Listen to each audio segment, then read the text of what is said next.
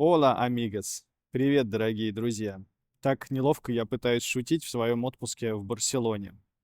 Собственно, из-за этого отпуска мы заранее записали этот выпуск подкаста. И, конечно, я и представить себе не мог, что буквально на второй день нахождения в этом отпуске, вот в этой замечательной погоде с этими пальмами, я узнаю одну из самых страшных новостей в своей жизни.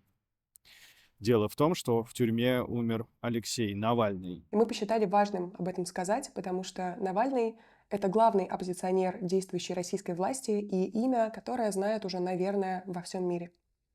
3 года назад его пытались отравить, но не вышло. Навальный вернулся в Россию, понимая, что сядет в тюрьму. Что с ним, собственно, и произошло. Его арестовали прямо на границе. Последние 3 года он сидел в разных колониях по всей стране и в итоге оказался на Крайнем Севере, в одной из самых суровых и жестоких тюрем, которые есть в России. Он отвечал едкими замечаниями на все эти издевательства, держался очень смелым и свободным человеком даже в таких условиях. Я хорошо помню, как в одном из своих писем он сравнил это тюремное заключение с полетом в космическом корабле. Вот так вот он умудрялся романтизировать даже самые страшные и обыденные вещи. Конечно, он убит. Даже если не прямым образом прямо сейчас, то суммой тех издевательств, которые ему довелось испытать на себе в тюрьме. О его смерти стало известно 16 февраля. Вскрытие не проводилось, его тело до сих пор не отдают родственникам, и причина его смерти пока не установлена. Да, его убили, и это абсолютно ужасно и неприемлемо. Да, я испытываю чудовищное ощущение потери всякой связи с Родиной. Окончательное, наверное, уже, потому что мне не понять, как можно жить дальше спокойно, увидев такое. Но жить мы, конечно же, будем. И постараемся быть счастливыми, свободными, полными любви. И уж точно не совершать преступлений.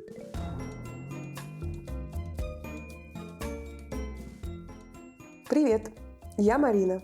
Привет, я Никита. Мы ведущие подкаста Easy Russian. Это подкаст для тех, кто учит русский язык, несмотря ни на что. Приближается 24 февраля, уже вторая печальная годовщина начала войны России против Украины. Кроме страшных разрушений и погибших людей, это еще и разрушенные или измененные судьбы украинцев, россиян, белорусов и очень многих других людей, которые непосредственно в этой войне не участвуют и оказались рассеянными по всему миру. Сегодня мы решили поговорить об этих изменениях. И поговорим мы об этом через наши истории, через истории наших знакомых, которые в том числе вернулись в Россию или оттуда не уезжали, и через статистику. Мы получили несколько вопросов от наших подписчиков в Инстаграме и от наших патронов, и сегодня мы на них тоже постараемся ответить. Вот, например, первый вопрос был от Тристана, который уже какое-то время с нами и интересуется, очевидно, российской повесткой. Спрашивает он следующее. По мере того, как война затягивается, как она влияет на ваши отношения с семьей и друзьями в России? Часть моей семьи понимает мое решение не находиться в России и продолжать свою деятельность, за которую в России можно понести наказание за пределами Родины. А часть моей семьи, конечно, это решение совершенно не поддерживает, ну, так же, как и не поддерживает мою журналистскую работу, что после начала войны, что и, откровенно говоря, до ее начала. Друзья мои тоже, некоторые перестали со мной разговаривать. Ну, я не могу сказать, что мы прямо разругались или как-то там хлопнули дверьми, но просто поняли взаимно, что у нас не строится диалог. Я пытался убедить их, они пытались убедить меня. Общего языка мы так и не нашли, и просто вот так вот деликатно для сохранения, мне кажется, видимости какой-то мирной ситуации между нами и хороших отношений просто перестали разговаривать вовсе. Я просто иногда кого-то поздравляю с днем рождения, не более того. А как у тебя, Марина? В общем, в начале войны мои родственники говорили мне разные странные вещи, вроде того, что желаем тебе не вернуться в Россию, чтобы ты поняла, как там в Европе живется.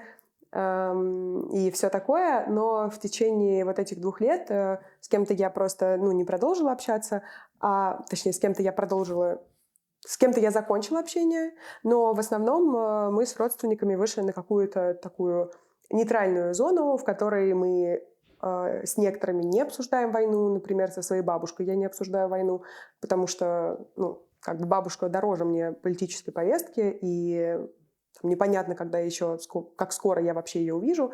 Вот, и мы иногда созваниваясь, обсуждаем там что-то, но я стараюсь тему войны избегать, потому что иначе она начинает транслировать мне то, что она слышит из телевизора. Они как бы понимают, почему я нахожусь за границей, почему я не возвращаюсь. Но вообще, знаешь, Никит, вот эта тема с возвращением, она долгое время для меня была очень болезненной. Я знаю, что многим, наверное, интересно про то, как живут люди в России сейчас, какие там у них взгляды, допустим, что они думают и чувствуют. Но я бы сначала хотела поговорить про тех, кто вернулся в Россию из эмиграции. И вот, может быть, ты расскажешь про своих знакомых здесь сначала, а потом я про своих. Да, я расскажу, но ты упомянула бабушек и дедушек. Это, конечно, Мгм. заставило меня задуматься и вспомнить своих бабушек и дедушек, которых, к сожалению, уже нет в живых, но которые все были участниками Второй мировой войны.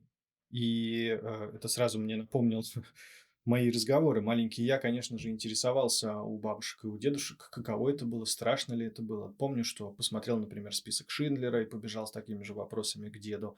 Или там после просмотра «Спасение рядового Райана» я зашел там в 500-й раз, завел эту тему, чтобы узнать, а как он вспоминает войну. Так вот, все мои бабушки и дедушки вспоминать войну в деталях категорически отказывались. Хотя кое-какие детали все-таки рассказали. Что было с ними, что было в них абсолютно едино, это то, что это кромешный ужас и ад, и это ни в коем случае не должно повториться. При том, что, конечно же, в них был довольно сильный мотив того, что они защищали родину, на территорию которой пришли захватчики и начали разрушать. Тем не менее, все равно героизма никакого в их голосах не сквозило. Э, Сквозил страх, сожаление и вот невероятное, непередаваемое желание, чтобы этот ужас не повторился.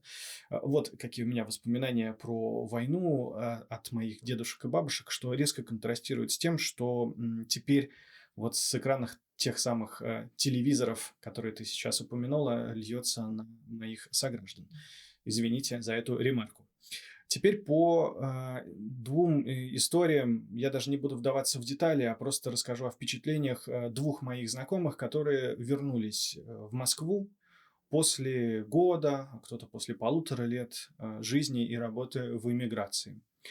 В первую очередь, эти люди очень хотели домой, и я их прекрасно понимаю. И хотели настолько сильно, настолько невыносимо было им расставание с родными и с домом, что никакие конструктивные попытки выстроить здесь, в эмиграции, свою жизнь не принесли им никаких внутренних плодов. Внешне вроде все получалось успешно, и с работой получалось, и с карьерой получалось, и вроде бы с деньгами тоже более-менее получалось. То есть не то, чтобы эти люди развернулись и убежали от трудностей внешних, с которыми они не справились. Они не захотели продолжать жить вдали от родины. Мгм. Что мне теперь рассказывают два этих человека? Скажу только, что это люди разных возрастов. Один человек сильно старше меня, другой немного младше, поэтому тут можно даже сравнить впечатления разных поколений. Но оба говорят одно и то же. Честно говоря, говорят они с некоторым стеснением, очень хорошо было вернуться домой. Честно говоря, мы живем очень хорошо. Сложно признаваться, как будто бы в этом, не как будто, а точно в этом есть какой-то стыд. Типа ты сдался, ты не смог, ты вернулся обратно. Но на самом деле я тоже могу понять этих людей очень хорошо, потому что жить без дома — это сложно. И к этому нужно адаптироваться. Это может занять у кого-то месяц, но вряд ли. Как правило, это занимает несколько лет. И то не у всех получается, и это нормально. Ну, я думаю, что они об этом говорят вот с таким чувством стыда, потому что не секрет, что для большинства тех людей, которые эмигрировали после начала войны, эта самая иммиграция и есть такой вариант голосования ногами против войны. Мы исчерпали все наши методы вроде митингов, протестных акций, там, открытых писем, выборы себя совершенно никак не оправдали, потому что они полностью сфальсифицированы. Люди оказались в ситуации, где оставалось либо садиться в тюрьму, либо замолкать, полностью исчезать из общественной жизни и таким образом вроде как соглашаться молчаливо с войной, либо уехать. Вот и поэтому я думаю, что эти два человека говорят со мной с одинаковым легким чувством вины, потому что, получается, они сначала продемонстрировали свой гражданский протест в виде отъезда, а потом вернулись и как будто бы отошли на несколько шагов назад. Теперь они как бы чувствуют себя людьми, которые вот как бы своим присутствием соглашаются с тем, что делает нынешнее российское правительство, и как бы вроде как одобряют войну, хотя это, безусловно, не так. Правда, Мгм. с одной стороны, им все-таки пришлось отказаться от своих профессий. Так или иначе, им Да. больше не удается заниматься тем, чем они занимались до этого. Им Они пришлось, журналисты? да, они журналисты, им, конечно, пришлось категорически сменить свои Мгм. роды деятельности, потому что, во-первых, они, конечно, не смогут заниматься той журналистикой, которая, так сказать, осталась в России, а именно, в общем, по большому счету, пропагандой. А во-вторых, да даже если бы они захотели, я думаю, что их бы туда вряд ли бы взяли, потому что, конечно, у этих людей такой своеобразный белый билет, значит, они теперь считаются зачумленными, неприкасаемыми из-за своего бэкграунда. Так что людям пришлось категорически менять род своей деятельности. Они полностью перестали существовать в таком информационном и общественно-политическом поле.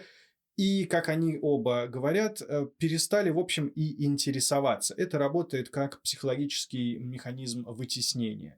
Коль скоро больше ничего, хоть сколько-нибудь конструктивного в этой области они сделать не могут, они полностью просто научились вот так внутренне закрывать глаза и уши и не интересоваться тем, что происходит на войне, тем, что происходит в мире, всем вот, что с этим связано. В том числе, как они говорят, они экранируют любые разговоры, которые они могут услышать там в общественном транспорте или на улице. Вот эти самые плакаты и баннеры, ну, по телевизору, может быть, там что-то проскакивает про войну, новости, все это они от себя убрали, Мгм. оставив вот такую просто стерильно бытовую жизнь, сосредоточившись на творчестве, на зарабатывании денег, на заботе о своих родных и близких. А у меня, кстати, есть другой пример, прям противоположный твоему, Никит. Мои друзья живут в России, они не уезжали, там несколько моих прям близких друзей. И мы недавно виделись, они рассказывали, ну, я продолжаю как бы слышать от них эти истории, для них это, наоборот, довольно сложно. Ну, то есть моя подруга говорит, что есть ощущение, что там людей с похожими на нее политическими взглядами, то есть не поддерживающими войну, ну, не осталось как будто бы, по крайней мере, их не осталось в ее окружении. Вот, она не журналистка, и ей в этом плане род деятельности менять не пришлось. Ну, хотя пришлось отчасти. Она раньше работала в издательстве, и там было очень много книг, которые стали цензурировать с начала войны, и потом она уж как бы ушла из издательского дела в другую смежную специальность. И ей как раз очень сложно из-за того, что этот, ну, как бы она читает новости, она понимает, что происходит, она себя от этого не ограждает совсем. Но, ну, ей тяжело. Но как бы уехать из России тоже очень сложно, сложно на это решиться по многим причинам. Это могут быть в том числе там родственники, которые тебя от этого останавливают, твои какие-то обязательства или там невозможность финансово это сделать. И как бы чем дальше, тем сложнее. Вот. И мне кажется, тут еще важно сказать про то, что люди привыкают к войне и не только внутри России. Люди Именно. привыкают к войне в Европе в том числе. Я пожила в нескольких европейских странах за эти 2 года, ну, Никит, как и ты, и точно могу сказать, что я очень хорошо замечаю, как война становится фоном, нормальным фоном, как это не страшно звучит. Начинаются другие войны, люди переключают свое внимание на них. И это какой-то бесконечный круговорот зла в природе, который, видимо, неизбежно сопутствует всей нашей человеческой истории. Вот. Это хреново, не отрицаю, но это так. Давай переключимся на следующий вопрос от нашей подписчицы в Инстаграме. Она хочет узнать, какие взгляды у людей, которые сейчас живут в России, как бы что они чувствуют и думают, мы немножко уже рассказали на примере наших знакомых. Теперь чуть-чуть статистики. Однозначно ответить довольно сложно, что люди на самом деле там думают, потому что независимые центры изучения общественного мнения в России уничтожены уже несколько лет как, еще до начала О, полномасштабной да. войны это случилось. Но есть один прекрасный центр, который тоже полузапрещенный такой, но работает, называется Левада-центр, и его опросам я верю. В 2023 году там вышла статья, которую мы положим в комментарии, вы можете ее сами посмотреть. Вывод из нее, если коротко, такой. Больше половины россиян до сих пор испытывают ностальгию по прошлому, то есть абсолютное большинство, 80%. Они считали и считают до сих пор, что Россия, это цитата, должна вернуть и сохранить за собой роль великой державы, но дело в том, что главный признак великой державы – это благосостояние народа, то есть жить по Совершенно таким же верно. стандартам, как в нормальных, в кавычках, странах, то есть Да. как на Западе. Понимаете, да, некоторый абсурд. И это желание за последние 20 лет, оно, становится все больше и больше. Это логично, потому что в 90-е годы было не очень приятно экономически жить в России. В нулевые стало, чем больше, как сказать, в нулевые был экономический рост, и, конечно, люди хотят жить экономически более выгодно и хорошо, особенно путешествуя за границу, и смотря на то, как живут в Европе, им хочется того же уровня. В России его, к сожалению, нет сейчас. Если мы не берем большие города вроде Москвы, которые очень богаты. Нет, я, естественно, всегда готов сказать про это странное представление о величии, как будто величие доступно только через страх и запугивание окружающих. Мне кажется, это какая-то коллективная, нелеченная психотравма. Вернее, в смысле, в каждом отдельном случае это личная психотравма, которая вот так вот по каким-то одним лекалам общего воспитания сложилась у нас в национальную идею, прости господи. Я совершенно не понимаю этой истории в стиле «бьет, значит, любит». По-моему, если ты хочешь быть великим, ты должен просто заслужить любовь окружающих. Вот так я понимаю величие. Это делать что-то очень хорошо, делать что-то очень здорово, уникально что-то делать. Писать ли книги или строить дома, я не знаю, все что угодно. Лечить, учить, демонстрировать спортивные успехи. Делать что-то конструктивное настолько здорово, что люди признают твое величие. Вот это амбиция, вот это я понимаю. Я бы хотела вернуться к статистике, но уже к более конкретной. По опросам того же Левада-центра за 2024 год в 2022 году поддерживали войну 48%. 20% отвечали скорее «да», то есть скорее поддерживают. За 2 года данные не сильно изменились, что меня, например, лично удивило. Но поддерживают в основном люди старше 55 лет и те, кто доверяет информации из телевизора. Пропаганда довольно мощный инструмент, и довольно сложно ей не подвергнуться, когда она постоянно, всегда, везде вокруг тебя. И ты в этой атмосфере живешь. Меня удивило скорее, что даже молодые люди отвечают, что они считают, что Россия выиграет, и что они за продолжение военных действий выступают. Как-то я, наверное, не ожидала таких результатов, но, опять же, хочу сказать, что да, многие люди в России действительно могут поддерживать Путина, на самом деле поддерживать войну, но то, что мы с вами имеем в виду под поддержкой войны, и то, что люди, отвечающие на эти вопросы, имеют в виду под этим, это могут быть немножко разные вещи. Я просто хочу здесь сказать, не оправдывая людей, которые поддерживают войну, конечно, ни в коем случае. Я хочу сказать, что у нас просто разные картины мира. Сообщество россиян, которое живет за границей эти 2 года, это уже совсем другие россияне, не те, которые живут сейчас в России и последние 2 года в ней жили. У нас действительно очень разный контекст. У нас очень разное ощущение жизни, ощущение дома, ощущение каких-то... У нас ценности, может быть, в каком-то смысле разные. И даже люди, которые не поддерживают войну в России живущие и за границей живущие, это уже, все равно достаточно разные россияне, на мой взгляд. Забавный факт. Про статистические центры в России есть основной официальный центр статистики, который называется ВЦИОМ. И там прекрасная цитата. Декабрьский опрос ВЦИОМ показал, что каждый второй россиянин провожает 2023 год с хорошим настроением и чувством оптимизма. Вот. Ну, по этой фразе вы можете, в принципе, предположить, насколько соцопросы официальных социологических органов России, ну, как бы достоверны и делают какой-то, ну, реалистичный срез того, что происходит в обществе. По-моему, тоже Тристан нас спрашивал про Бориса Надеждина. Это такой Да. кандидат на грядущих выборах президента в России в 2024 же. Да, это же уже сейчас. Я уже забыл, что уже настал уже Новый год. Представляете, как я закрутился уже. В этом году, в марте, будут выборы президента России. Не секрет, что многие-многие-многие последние годы, да, в общем, можно сказать, все последние 20 с лишним лет, выборы в России, мягко говоря, не честные. К этому все привыкли уже считать выборы хоть сколько-нибудь серьезным инструментом выражения своей политической воли или инструментом влияния на будущее страны. Тем не менее, на этих выборах внезапно в качестве, значит, по-моему, самовыдвиженца оказался политик Борис Надеждин. Это такой политик старой школы, который, в общем, все последние десятилетия был таким почти незаметным политиком, потому что, это будет мое оценочное суждение, пытался как бы подыграть всем политическим силам одновременно и, в общем, никакой ясной, яркой своей политической программой не отличался.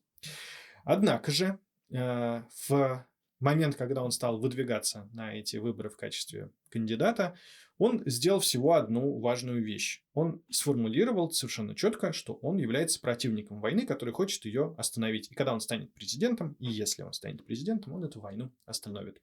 При том, что к его программе и к его там лозунгам есть очень много других вопросов, одного этого оказалось достаточно, чтобы практически во всех городах России выстроились длиннющие очереди, многокилометровые очереди из людей, желающих поставить свою подпись за этого кандидата. Дело в том, что кандидату надо собрать 100 тысяч, да, кажется, если я не ошибаюсь, подписей для того, чтобы зарегистрироваться самовыдвиженцем на этих выборах. И вот эти сборы подписей в разных регионах прошли с ошеломительным успехом. Люди, получается, опять голосовали ногами. Есть видео, где человек просто идет и идет минута за минутой, 10 даже минут, идет вдоль бесконечно длинной очереди. Такие очереди я видел только в детстве во времена дефицита, мне кажется. Да и то, может быть, не везде. Это реально километровые очереди были от людей, которые хотели оставить эти подписи. Как говорят некоторые политологи и эксперты, вообще-то Надеждина на выборы хотели допустить российские власти ровно для того, чтобы сделать из этого такой клапан, через который выпустят недовольство кучки, по их мнению, людей, которые против войны. Судя по тому, как шли сборы подписей, стало ясно, что кучка-то очень и очень немалая. А я бы сказал, даже наоборот. Даже в Риге, в Латвии, собирали подписи среди иммигрантов за этого кандидата.